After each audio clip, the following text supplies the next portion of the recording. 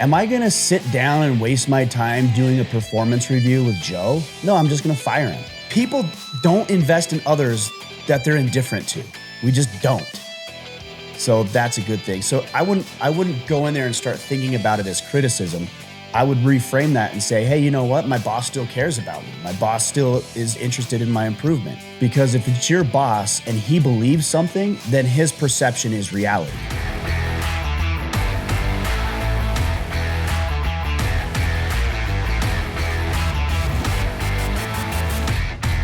Kipp, what's up, brother? Great to see you. I think we're both a little bit, I don't know, I'm feeling a little flustered this morning trying to get Monday going. It feels like you might be experiencing the same thing. Yeah, probably. Do you have a long weekend at all? 24th?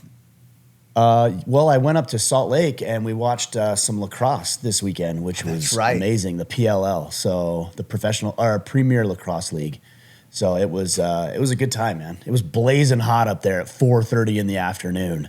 But other than that, once it cooled off, it was actually really good. All the boys or just Brecken or what? Yeah, so Brecken brought two of his buddies with him, and we all had a really good time, and I brought someone as well, and so we had a great time and enjoyed ourselves, and life was good. Yeah, not bad. Life can't be bad. Yeah. Shouldn't complain anyway. How about you? Any good plans this weekend? Well, you can. Nobody cares about it if you did. Yeah. Victor Driggs area of Idaho on the backside of the Tetons. Really? Went up there Cool. for the weekend. Yeah, up in a cabin and spent some time with family. Did some tough hiking. So there's some awesome wind caves up in that area that are just insane. It just blows my mind that people like go through this mountain that's a mile deep with ropes in these caves. It's just gnarly. Really? Just that's super Did you guys do that? We went in like a few hundred yards just to enjoy it a little bit. Once I felt like I couldn't fit, we turned around. Yeah. Well, you're familiar with that. One of our events, we threw you down on the bottom of a cave for probably about 3 hours and just let you sit there by yourself in the dark. Yeah, which is exactly what I think you needed. So that's why we chose you to do it. Full disclosure, and I don't want to share too much of a story. I actually was concerned about that. I remember that we had a team meeting the night before the event or that day, and we're talking about what we're going to do. And I'm like, and I was sitting there and I thought, am I going to freak out sitting in the mountain for hours on end and just in a really tight spot? I really honestly considered if I would like freak out. Once we got in there, I'm like, this is awesome. I loved it. It was pretty incredible. I wanted to stay in there longer. Yeah, it was weird. But. I think those caves are shut down, but for those guys listening that might not know what we're talking about, there's these caves in southern Utah, and we did one of our events, and you basically climb straight down into the ground, and I can't remember the distance. You climb down in one area, and it's pretty well marked with like splatter paint and fluorescent lights and paint and all that kind of stuff down in the bottom of the caves. And then you come out at a different end of the cave. It might be a mile or something. I don't know. Yeah. But there's some parts in it where you climb down in it and you're belly crawling to get under a gap that's probably, 2 feet at most? Yeah. And you're belly crawling several hundred yards and trying to squeeze through tight places. And if you're claustrophobic, it's rough. But it was a lot of fun, man. That was one of my favorite activities. Yeah, it was a great event. That's the legacy event, the father and son event. It was great. That's right, times. Yeah. So we've got another one coming online here in the fall and in the spring. So I'll let everybody know when that is. But let's get to some questions today, man. Yeah, absolutely. So John Pedroza. So I just started a new job overseas. My boss recognizes that I have skills far above my current position. He recommended to me that I apply for the job that is several layers above what I currently do. Now, I don't doubt that I can do the job. It's way outside of my comfort zone and would entail knowledge and skills that I don't currently possess. I am confident to know that I don't know everything, but I'm also a fast learner. Do you suggest that I apply for the position and learn as I go, or should I stick to incremental growth steps? I mean, come on. Full disclosure, John may have not been listening to the podcast long enough to know maybe what your default response would be, but. Yeah, of course you should apply for the better job. There's a couple of things that stood out to me. You said, I don't doubt that I have what it takes to do the new job. That's one thing you said. Yeah. I'm paraphrasing. You also said you're a fast learner. You also said that something about you being confident. What is the problem? That's the recipe for success right there. I mean, you're that's humble it. and confident enough to learn. Right. So I think yes, obviously you should apply for the job. Incremental learning or incremental progress is for losers who can't do it any faster. Yeah. Like if you can skip the line, so to speak, James Altucher wrote a book called Skip the Line. If you can skip the line, you ought to skip the line. Because here's why. You owe it to yourself. You owe it to your boss because he sees something in you. You owe it to your company because you can obviously serve the company. And you owe it to the people that you have a responsibility for. If you're married and have kids, what are you going to tell your wife? Hey, hon, we could have had this better opportunity, but I decided to take it slow and safe instead. Can you look your wife in the face and tell her that that was the best decision? And I know it might sound a little harsh, but that's the reality. You owe this to everybody, including yourself. So, of course, you should go for the... And if you don't get it, then you're on the path anyway, so it's fine. There's no loss here. Yeah, and that's the other part. I mean, you don't have the job. You're just talking about applying for it. You're not out anything, even applying. And you said it's outside my comfort zone. You know this, John. Awesome. That's where growth is. And the incremental steps probably isn't that uncomfortable, at least not uncomfortable enough for rapid growth.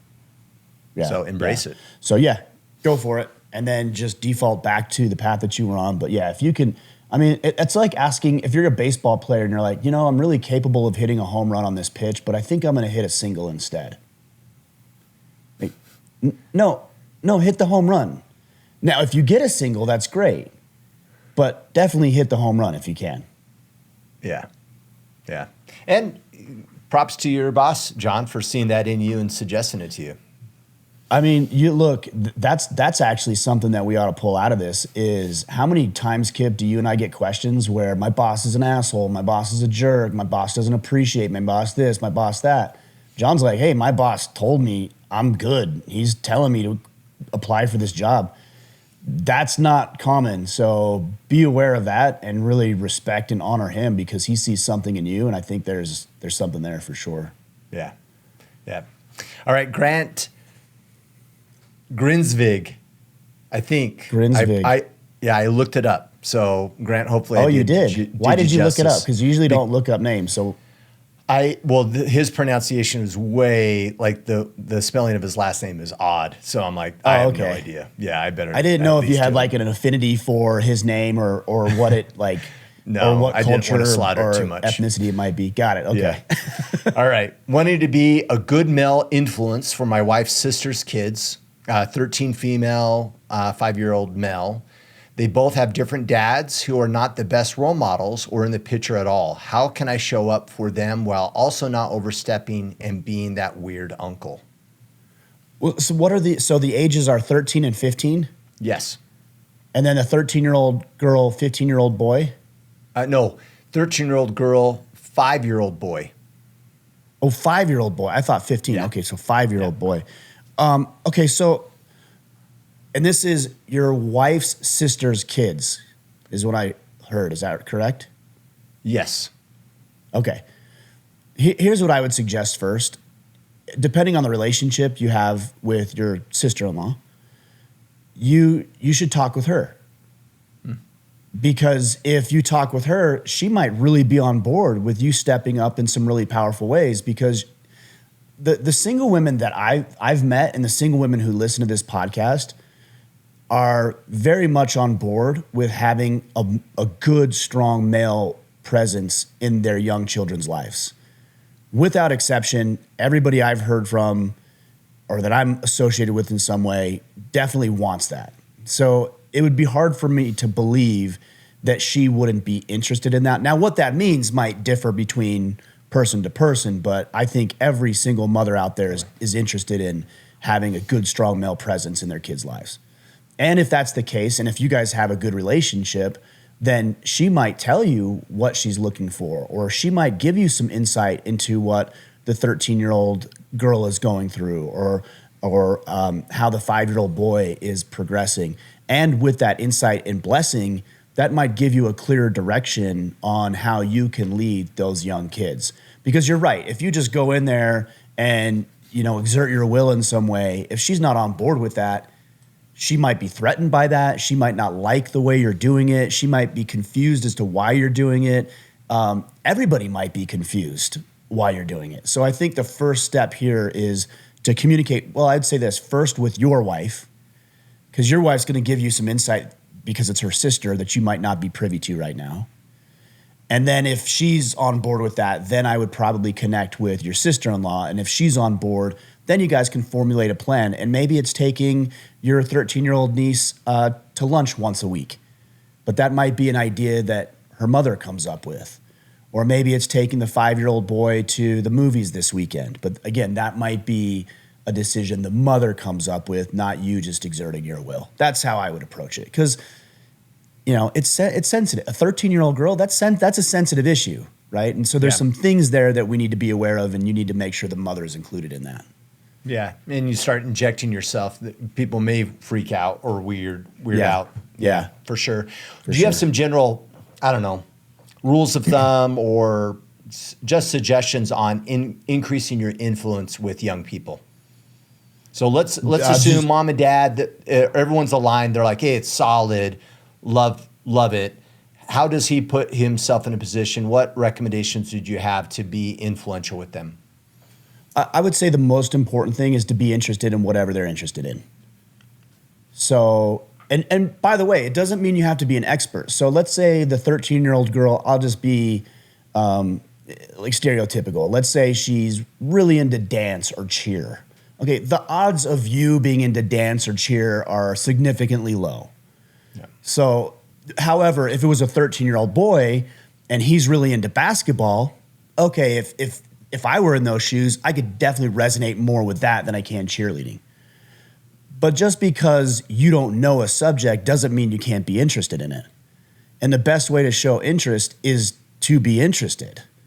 When are tryouts? What are you afraid of? How's it going? How does your team look this year? What are you most looking forward to? What move are you how have you working on? improved? Yeah. That's a great one. Yeah. So if you can just ask questions that pertain to that child, then that child is going to believe and know, rightfully, that you are indeed interested in them. And then from there, once you start to understand a little bit more about who that child is and what that child is interested in, then you can cater discussions or small things like small tokens that you're thinking about them or appreciate them or show up to the dance recital. But you have to enter their world first. You can't expect them to come into your world and be thrilled about it, especially if they don't know you. Yeah, I love it. The only thing that comes to mind, and I'm probably saying this more for myself than him, is just be fun, be lighthearted. Yeah, for sure. I have a tendency to get like, I'm going to get really intense with them and we're going to have a great relationship. It's like, it doesn't work that way. You have to be enjoyable. So maybe be lighthearted as part of that. And quite frankly, you haven't earned the right to be intense with those kids yet. Yeah. You have to earn that right to do that. I've thought about this. I don't know where I heard this, but years and years ago, when I was really studying a lot of public speaking, I had coaches and I had people that were good at public speaking. And one of the things that I heard is that if you start asking your audience members questions that you haven't earned the right to ask, you'll hear crickets. Mm-hmm. And you see that sometimes. You'll see a presenter ask a question and nobody answers it. That's because you haven't earned the right to their answer yet. But if you engage them and you entertain them and you educate them and you get them on the edge of their seat and you add value, and then you can see that you're building up rapport and trust and influence with them, and then you were to ask a question maybe later in the presentation after you've developed some level of trust, you're going to notice you're going to get a lot more engagement and feedback when you ask for feedback from the audience, because to a degree, you've earned the right to their participation. But everybody's a little bit wary when it's anything new, even if it's something they signed up for. Yeah. No, I love that. Well, and I can see the correlation between just even work relationships. We talk about this, about being in a position of influence as a leader. That's what you're talking about, is like, do you have an established relationship? you can't have difficult conversations sometimes with people if you haven't earned that right yet, right? And you might just be using your authority and it's going to undermine you. Yeah, that's great. Yeah, I love that analogy. Rick Donovan, how is the Iron Council different today than it was when you began 10 years ago? When did you foresee the number of men whose lives have been changed by it? And did you foresee the number of men? Yeah, no, I didn't foresee that. I didn't start it for that reason, Order of Man for that reason. I started selfishly because I wanted to talk with interesting people that could help me be better. And basically what I said is I have this podcast. I never lied, but I said I have this podcast where I'm going to record our conversation. And the implication was that I was going to share it with my audience. What they didn't know is I didn't have an audience at that time, but it quickly grew into an audience. And, so that's why I started it. So I had no idea we'd be able to impact literally millions of men all across the world at this point over 10 years. And I'm very grateful for the opportunity to be able to do it. But how has it changed? I mean, it's changed in a lot of ways. The premise is still the same: to equip men with the tools, resources, and conversations they need to thrive and win in their lives. The premise is always the same and has always been the same and will always be. The way we administer it is what changes. So, for example, one thing that we did when we very first started is it was kind of just a free-for-all. So men would come in and there was 12 guys, and then there was 80 guys, and then there was 200 guys, and there was 600 guys, and it was like a free-for-all right up until the point we got to about 83 members. And I remember that number specifically. I don't know why, but that's the number where I remember thinking, man, I don't know who some of these guys are anymore. I don't even know who they are. Yeah. And so it started to lose some of its intimacy. And so I thought, well, what would be cool is if we could leverage this and I could have men work together side by side. So if Kipp, you and I were in the Iron Council, you and me would be partnered up. And then the idea is that we would hold each other accountable. But that didn't work because if one of the partners wasn't interested in participating to the same level that the other partner was, then both partners felt frustrated about their experience in the Iron Council. So I was listening to a podcast from Jocko, and he was talking about fire teams.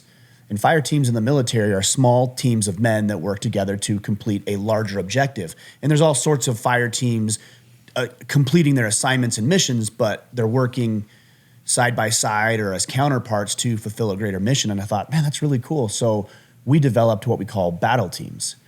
And battle teams are groups of 12 to 15 men who work side by side to hold each other accountable, a little bit more of a familiar and intimate connection, which you need. You need that trust and credibility and authority with people.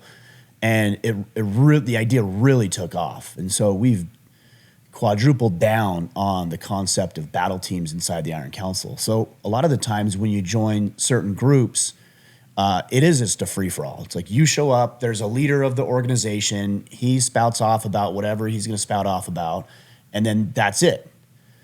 But inside of what we do, it's not the Ryan Council, it's the Iron Council. We're all sharpening each other. So I found really good ways to leverage the credibility, the expertise, the knowledge and know-how of other men and allowed them to work together in a very systematic way to achieve results. That's probably the biggest change that we've had since we started. And there's other things, but that's the most notable and significant.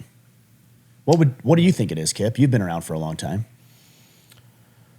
Man, I mean, I just think it's kind of the caliber of the guys have obviously changed. You know, a lot of these battle team leaders, some of them have been here for a really long time, right? Mm-hmm. And so I remember the early days, you know, we have some conflict on a team. It was kind of like, haven't ran into this before, you know what I mean? But we got some reps in. Yeah, there's not too many new scenarios or issues that arise that we're like, we haven't seen it.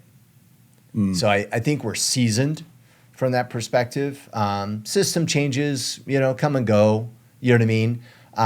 But one thing that I've always appreciated about you, and I think this has always been true, is, you know, battle team leaders, they own their team. They feel like they do. I mean, there's a level of pride in regards to that team. There's a level of responsibility placed on them and they want those teams to be successful. They take it very personal. They're not just ticket takers like doing a job. I mean, it's a very sought after role in the Iron Council, and men take it very serious. And it's a heart of love. I mean, those guys put a lot of effort and time into leading teams, and it's really important to them. And because of that, I think the Iron Council has continued to be successful because of that single factor. I mean, that's good to know. When you said a responsibility, I agree. I place a lot of responsibility on these guys, and ultimately I have to, because I'm the one telling people to come join the Iron Council. And if I have a bunch of guys in there not doing their job, then that's a reflection upon me, which I'm not willing to jeopardize or sacrifice. But I will say the other thing, and I think you alluded to this, and this is a leadership principle, is not only do you have to give people responsibility, but you have to give them autonomy and authority. So, for example, if I put a bunch of responsibility on your shoulders, Kipp, to manage this podcast, for example, but I didn't give you the authority to be able to execute your job, then that's not good leadership. Like, why would you, as a person, accept the burden of responsibility without the authority to do anything about it? So I give these guys a lot of authority to act on my behalf.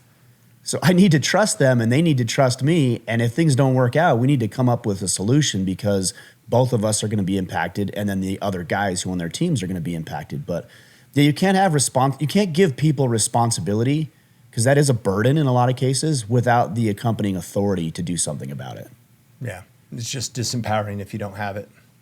Yeah. It's frustrating, to say the least. Well, and I think I was going to say something about the IC. I mean, what was the thought I was going to? Oh, darn it! I'm going to space it. I was just going to say, it is not just like a labor of love, but like even these men that are in battle team leader roles, the amount of growth that they get is substantial, right? And the point that I wanted to make is life shows up in the IC. That's one of my favorite things about it, is if you're struggling with holding someone accountable, guess what? In the Iron Council, when you're on a team, that's going to show up for you. If you're hesitant to speak up when you know you should, guess what? That's going to show up in the Iron Council too. Whatever you're struggling with in your day-to-day, the Iron Council gives you the reps to flush it out and work through it. Life shows up here. And so it's not like this kumbaya, nest of protection where we don't have any struggles and hardships. No, absolutely. But if you're having those hardships here, guess what? You're having them more likely in life as well. And if you're struggling here, you need to address it here so you can address it outside of the IC. And that's one of the best benefits of it as well. Well, it's interesting, because I was plugging away at some numbers here. And I try to be as transparent as I can on this, and I don't want to get too stuck on this, but I want to say one other thing. It's roughly $1,000 a year, maybe a little bit less depending on which package you get or whatever. But let's just say it's $1,000 for the sake of argument. Divided by 365 days a year, that's $2.79. So for $2.79, you get a day, you get all your brotherhood, you get constant communication, you get access to Kipp, you and me, you get accountability, you get the battle planning app, you get the tools and systems and resources, you get a late night phone call with your friends and brothers that you need if you're struggling. And people will be like, oh my God, $1,000. Look, I don't know your financial situation, and I'm not here to make light of it or assume I know what it is. But how many people will balk at $1,000 a year or $2.79 a day for something that's drastically going to improve their life? I mean, you're going to pay off debt, thousands and thousands of dollars of debt. That alone is enough. You're going to lose 20, 30, 40, 50, 80 pounds. You're going to read a dozen books this year, and who knows how that's going to positively impact your life. You're going to get promotions. You're going to build your relationship with your wife. You're going to be more connected with your kids. You're going to get laid more often. Like, pick what's worth $2.79 a day. So they'll balk at that, but every single day, they'll stop by Starbucks and spend $8 on a mocha frappuccino latte, oat milk, soy infused, whatever. It's like, and I'm not here to judge that decision, that you can buy whatever you want, but think about where your money is being deployed. And is it currently being deployed in the best possible avenues? Because if it's not, then you should make some changes, or maybe don't complain so much about your life. Yeah. Yep. All right. Bryce Beatty has a question here. He has an annual review coming up. What advice do you have for keeping an open mindset to criticism? What filters do you use for determining if the criticism is well-founded or baseless?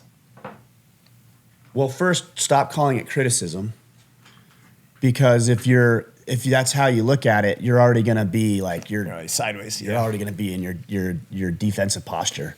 So it's not criticism. I actually look at it as an investment in you, because Kipp, let me give you a real world example here. Let's say you're my employee, and I need to have a performance review with you. And let's say there's a counterpart that you have, and we'll call him Joe. And Joe does the same thing, and there's two of you. And I really don't like Joe. And Joe is not doing a great job for the company. Am I going to sit down and waste my time doing a performance review with Joe? No, I'm just going to fire him. But if I still have even if it's just a sliver of hope in you as my employee, then what I'm doing, if I sit down for a performance review, is I'm telling you, hey, I still believe, in spite of maybe some of the critique I'm going to give to you, that there's some hope here. So that's a good thing. Yeah. The people don't invest in others that they're indifferent to. We just don't. So that's a good thing. So I wouldn't go in there and start thinking about it as criticism. I would reframe that and say, hey, you know what? My boss still cares about me. My boss still is interested in my improvement. My boss still believes that I can fulfill a duty and responsibility. So that's what I would say. The thing that you said about whether or not it's warranted doesn't really actually matter. Because if it's your boss and he believes something, then his perception is reality. So if I'm in a performance review with you, Kipp, and you say to me, hey, Ryan, I think when you're at work, you do a great job, but you're not as diligent as I think you could be. And I think you could really speed up your production or be more productive. But I don't find that valuable. It doesn't matter. You said that you think I can. So if there's something that you don't understand, I'm going to give a little disclaimer. You got to be careful on this, because questioning can quickly become grilling, and you don't want it to be that. But if I don't understand something, I could say, well, Kipp, I appreciate you bringing that up first and foremost. I really thought I was being diligent at work. Do you have an example or a thought about how maybe I could improve in that department? Yeah. And then it's causing you to give me something more tangible that I can latch onto. But the other thing that it's doing is it's showing you, Kipp, as my boss, that I'm taking your feedback and trying to improve already. In the actual conversation, I'm already trying to improve. But what I wouldn't do is, hey, Kipp, like I know you think that, but I'm actually busy. Think about all the things that I've got done, and look how great and wonderful I am. That's not going to work. So just take it and say, just act as if it's true. If you thought it was true, what would you say? Do that, because that's going to help you not be defensive. Yeah. See, another way I like to look at this, Ryan, is don't look at anything as truth. You got feedback. And you're dealing with what? People's interpretations, their perceptions, their limited exposure of the work that you're doing based upon input from other people. All of that is data points. You still have to manage it though, right? So like if Ryan, you gave me criticism and you said, hey, Kipp, I just don't think you're as committed and your work is hard. Now that maybe it stings if I think I work hard and if I take what Ryan said as fact. No, it's not fact. It's his perception. Got it. My boss perceives and doesn't believe that I work as hard as I do. Why is that? Oh, instead of demonizing him, I can go, well, maybe he's not aware of all the things that I'm doing all the time. Maybe I need to keep him updated in regards to what I'm working on. You still have to deal with his perception. Right? And it is, of course, it's perception, but I like to beat it up and say it's not truth. That way it doesn't sting, right? Because now you're going, well, is that true? Is that not true? No, that's his reality. Now deal with it. And how do I manage it? Right? I had got feedback years ago. It was really quite interesting. Maybe as I think about sharing this, I'm wondering if you'll be like, no, I think they were right, Kipp. But I got feedback once from leaders. I stepped into a new role. I got some feedback. It was via anonymous, and it was Kipp is overly arrogant and closed-minded. And I was dumbfounded. I was like, what? Me? Like, this seems so odd to me, like so much that it made me upset. And then I thought about it. I'm like, no, wait, hold on. That's their reality. So how am I showing up that sets that tone? How am I communicating? How is my relationship? Back to that question earlier. Am I in a position of influence with them? And that's what I realized. They don't know me. They know me as a figurehead of the company that talks every so often at all hands meetings. They don't know who I am. And so I'm like, got it. I need to establish relationships. So I did nothing different. All I focused on was bettering my relationship with them. What do you know? No, none of them think I'm closed-minded anymore. I just wasn't in a position of influence yet. I was this position of this person in a position of authority. That's all I was. And so they saw my passion as like arrogance and closed-mindedness, when in reality it's like, oh, Kipp's just kind of fired up. You know what I mean? And so very interesting. But I like the idea. There's no truth here, but these are data points for you to figure out and how you're going to manage. Don't throw it away though. Don't go, well, that's his perception, so I'm not going to worry about it. I'm not saying that. You still have to worry about it. It's your boss. And they have valid data points of where that perception is coming from. So manage the perception at least. Well, for what it's worth, Kipp, I don't think that about you. I think way worse than that. So. You're highly arrogant and very close-minded. This is what you're talking about sounds a little bit like office politics. And every time we bring up office politics, people are like, I don't want to play the game.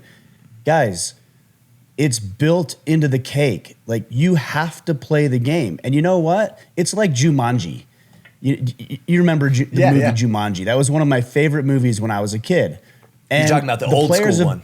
The old school Jumanji, the real Jumanji with Robin Williams. And so you didn't get to opt out of the game just because you didn't like playing. You were in the game. And you can acknowledge it or not acknowledge it. You can hide from it or embrace it. You can pretend it exists or doesn't exist. It doesn't matter. You're in the game. Yeah, Jumanji's still coming for you, whether you like it or not. That's exactly right. So you better play the game. And the more you get to know the game, like, for example, getting to know your people, getting to know what your boss is interested in. Here's an interesting one. Some employers, bosses, team leaders, employers, whatever, really care more, for example, about a person getting to work on time than they do productivity. They will value a person who comes in at 8 o'clock or earlier, if that's the check-in time, every day, than somebody who comes in at 8:20, 8:25, rolls in, but kicks ass throughout the entire day. That person who comes in late might be more productive, but sometimes the boss is like, I care more about you being here on time. Okay. That's the game. Those are the rules. If you don't like it, go play somewhere else. If you don't want to play somewhere else, learn to play the game here. And the best thing about having these reviews is you get to know what the guy is interested in. You get to know what that person values. And they're going to tell you what they value based on what they see in you that they like and things where they feel like you can improve. All that means, to your point, Kipp, is what their values are. And if you can learn that, you've unlocked the key to the game. Totally. And anybody listening that's in a position to dictate performance management and you're doing yearly reviews, stop it already. So stupid. I mean, the reality of it is they're not effective. Do your research. People get sideways. And plus, Me waiting a year to get some feedback from Ryan, bad idea. How long you been holding on to that, Ryan? You've been pissed off about how I did something wrong 6 months ago, and then you have confirmation bias and looking for evidence of this, and then you're digging up dirt on me leading up to our annual review. Oh my gosh, guys, this is such an outdated approach to performance management. Stop it. It's stupid. And people get sideways just like Bryce is getting sideways. That's interesting. I'm stepping into the nest here of Lion's snakes. den, yeah. Yeah, the lion's den. I'm going to be torn up because that's what I'm supposed to do as a boss, is beat the shit out of my people every year. It's like such a bad idea. So Interesting. don't do it. I never considered that, but that's a good point. All right, what's next? All right, Bob Ross. How does one set boundaries but still keep their mind open to hear other person's perspectives? I kind of like this. There's some correlation between this and Bryce's question, I think. Even in disagreement, he says, this could be in many situations, wife, work, friends, etc. In some situations, I feel as if my opinion will not change, but want to be open-minded enough to listen with a curious mind. Any idea how to balance this? Thanks for your thoughts and opinions. There's a quote, and how does it go? It's the here it is. It's where is it? Okay, here it is. It's attributed to Aristotle. It is the mark of an educated mind to entertain a thought without accepting it. Okay. It is the mark of an educated mind to entertain a thought without accepting it. And that's what we're talking about here.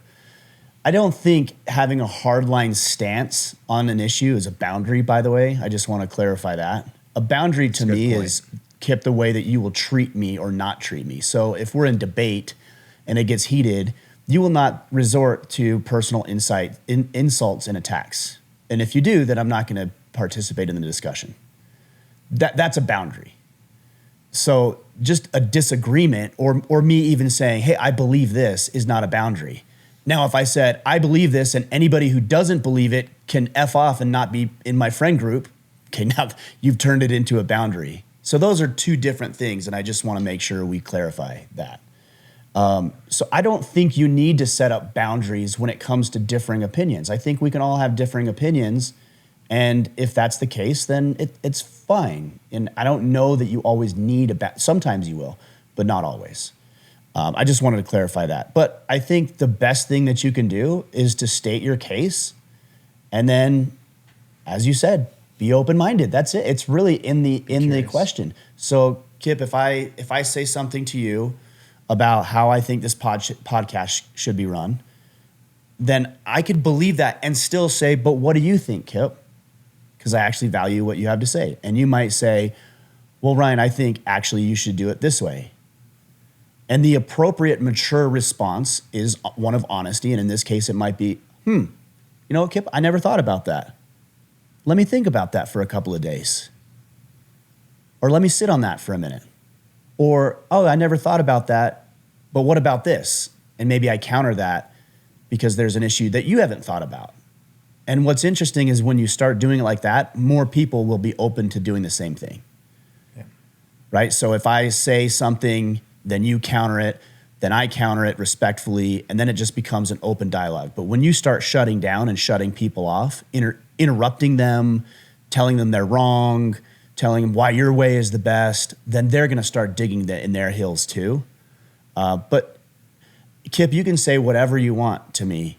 At the end of the day, I still have to make a decision as to whether or not I adopt it, because this is my life. And in this case, our scenario here, it's my podcast. So I can take your feedback and then sit out and say, oh, he was right about that. I'm actually going to implement that. And then I'm going to give you credit for it and talk with you about it. Or if I don't implement it, depending on our relationship, I might say, hey, Kipp, I really thought about what you said, and I thought it was a good idea, but for what I'm trying to accomplish, I think this is better, so this is the direction I'm going to go. Totally. That's it. I mean, I think I don't think we need to complicate it. Yeah, I love it. I mean, first off, Bob, the fact that the way you ask the question is perfect, right? I want to be curious, right? I want to maintain an open mind, but I also don't want to lose myself and my own perspectives that I might strongly agree with, right? And that's perfect. Like, we all should be having that mentality. And by the way, I think we lose this when we're not self-aware enough. when the communication isn't about being curious, when the communication's around me trying to convince Ryan to agree with me, and why do I need him to agree with me? Because it validates the decisions I've made. Like, if we're not even in that space realizing why we're arguing, we're already lost. And I know you're not there, Bob, because it's obvious in the way you ask this question. But some people, they'll get in debates and arguments about opinions and ideas because they're looking for validation. They're not even there to understand someone's perspective. They're there to try to change someone else for their own benefit. They're not even aware of the human condition of why they're even doing it. So maybe a challenge for the non-Bobs listening is like, if you're getting fired up, if you're angry in a debate where you're sharing ideas, why? Why does that trigger you? Why does it make you upset? What does it say about you if someone disagrees with you? Does it mean that they don't care about you? Does it rock your identity? Why is your identity tied to that idea so harshly? Man, internalize a little bit. Understand why you're getting emotionally charged. And mark my word, it's centered in some form of self-validation that has nothing to do with really the argument. And you need to be aware of that so you can understand what you're bringing to a conversation and why you're getting fired up sometimes when people see things differently. We shouldn't be upset if someone sees something different. It doesn't even logically make sense. We do it because of some other undermining issue. And not really issue, just undermining reason. I mean, I think that's a great point. You see this a lot when you start talking about religion, is when politics is obviously very polarizing as well. You know, if I have a specific religious belief, Christianity, for example, and I have a friend who maybe is Jewish, he can think what he wants to think, and I can think what I want to think. And his belief doesn't impact or undermine mine. I think he's wrong. He thinks I'm wrong. The end. There's not much more to it. And maybe he wants to make his case as to why the Old Testament is the only source of God's word, and maybe I want to talk about the New Testament. And we can talk about it, and then we can both see each other's points of view or not, or revert to what we already believed. It just doesn't matter. You talked about validation, and it's funny that you said that because as you were saying that, I wrote down a word here that ties into what you're saying. It's insecurity, right? If I need you to believe what I believe in order for me to be validated, then I'm insecure about my belief. And what that means is that I don't believe strongly enough about whatever my particular position is. Maybe I'm not well researched enough. Maybe I'm questioning it myself, and I'm trying to convince myself and others because the alternative is scary. You see this a lot in people who leave particular churches or denominations where they want to be validated because it's scary. It's scary to leave something that you've known your entire life or been taught, especially in the context of religion, that if you leave, you're going to go to hell. Yep. So or if you leave, your family's going to ostracize you. There's some very real consequences to making some of these decisions. And so you do need that validation, or you seek for that validation because you're not sure enough yourself. That's an insecurity is what that is. Yeah. Yeah. And it's fascinating. And you'll see evidence of this in all areas of life where you're like, oh, got it. They're emotionally charged here. I mean, I've had a conversation with people around politics where someone like started crying. And you're like, why? Why is that? Like, is yourself, and I said this internally to myself, I wouldn't say this out loud because they would perceive it wrong, but it was like, so by me disagreeing with your political viewpoint, do you feel like you're less than? Like, have you given that power over to your presidential candidate or your political party? Oh man, like your worth in life is actually tied to a political group, and here I am shaking it up. You're like, man, we should probably be aware of that. That's probably not ideal, right? But it's craziness. Yeah, it's nuts how we do that. Just take that as a warning, guys. If you get into a political debate with Kipp, he's going to make you cry. I'm going to make you cry. Yeah. Meanwhile, I'll just be curious. I'm like, you're crazy, but that's awesome. All right, let's take one or two more. Yeah, Russ Copeland, last question. Working through the battle planner, will Full disclosure, I have no idea what he's talking about. Hopefully you do. Will you be releasing a new version where the CP are represented by each quadrant and days are filled in the weekly tracker? Where what he's saying by CP is checkpoint. Where the checkpoint is, what was it? Represented by each quadrant and days are filled in the weekly tracker. Well, it is represented by each quadrant. So if in the battle planner, if you go to it, and I'm pulling up mine right here, let me go to. You have a checkpoint per quadrant, right? Yeah, I mean, on the right page, so you have, let's take calibration. So calibration is your mental, emotional, and spiritual health. You have your objective, you have your primary tactic, then you have your check boxes for each day, and then right under that it says next checkpoint, next CP, and so you can measure it against that. So I'm not really sure, and then you also progress is below that. So let's say, for example, I want to lose 30 pounds. I'm just using 30 for easy math. So I want to lose 30 pounds in 90 days. Well, my first checkpoint, my 30-day checkpoint is going to be that I'm down 10 pounds. Yeah. And then so that's what I'd write. In 30 days, I need to be 180 pounds. Okay, that's what I need to write down there. Yeah. And then the progress is, hey, my next checkpoint, maybe we're 2 weeks into it already. So I should be down 10 pounds by the end of the month. But right now I'm down 7. So that's your progress. I'm down 7 pounds. So that just means in the next 2 weeks I need to lose 3 more pounds. So I'm not really quite sure what he's asking, because I think it's kind of already built into what I must just be misunderstanding it. Yeah, and Russ, maybe reach out and we can provide some more clarity. I think for those people listening, though, maybe a value add is, in the IC and what we do on the battle plans, you got to track progress, right? It's really funny. I always use this analogy, Ryan. If at the Order of Man events, sometimes we'll shoot bows, right? And if you and I went out into a field and we had no target, and we're like, hey, let's just get better at shooting bows, but we removed the target. Yeah. It'd be weird, right? After like 2 shots, we'd be like, okay, I'm bored and I'm done. Are you done? Yeah, I'm done. And then we would just walk off. Right? But we put a target up, all of a sudden it's like, we could shoot arrows for hours and it's fun. There's value in knowing that you're tracking and progressing, right? And that's kind of a fundamental principle within the Iron Council and the battle plan, is that we're tracking and we know that we're progressing. And these checkpoints are kind of like major milestones in that direction of the ultimate 90-day objective. Well, what's interesting about it is we crave it so much that if we don't have that target in there, we'll start doing things to make it up. So, for example, I imagine if you and I took our bows out and there's no target, we'd say, let's see who can shoot it the furthest.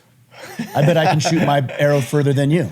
You start making up targets. Yeah. Hey, you see that rock? Let's see who can get it closest to that rock right there. Or that tree. Who can hit that tree? I bet I can hit that tree before you can. Yeah. So we crave this as men. We crave having something to aim at. So instead of just like shooting for what happens to be out there, maybe be a little bit more deliberate and intentional. That's why the battle plan works so well. So I don't know that we answered his question just because I don't understand it. So like you said, Kipp, he can reach out. And you guys can check out the battle planner at orderofman.com/battle planner to see exactly what we're talking about. And maybe you have some thoughts or recommendations as well. Yeah, absolutely. And then we talked about Order of Man events earlier. The key to stay aware of those is to go to the website, sign up for the newsletter, orderofman.com, as well as staying connected with Ryan on X and Instagram at Ryan Michler. That's how you stay in the know. So when new events come along or release of new T-shirts and other things, that's how you stay in the know. Yeah, we call it the dispatch. We come out with it every Tuesday, and there's discount codes, updates about events. We'll give you a synopsis of the podcast we've done for the week, so you'll get an overview on that. And then we usually put in there a thought, something to think about as it pertains to being a man. So it's pretty valuable. Yeah, so if you just go to orderman.com, you can check it out. Cool. All right, guys. Well, good questions today. As always, hopefully we gave you some things to consider. The question that I really thought stood out to me, Kipp, I'd be curious what you thought was best. I really liked the question about, I can't remember his name, John maybe, who has the 13 and 5-year-old niece and nephew. Yeah.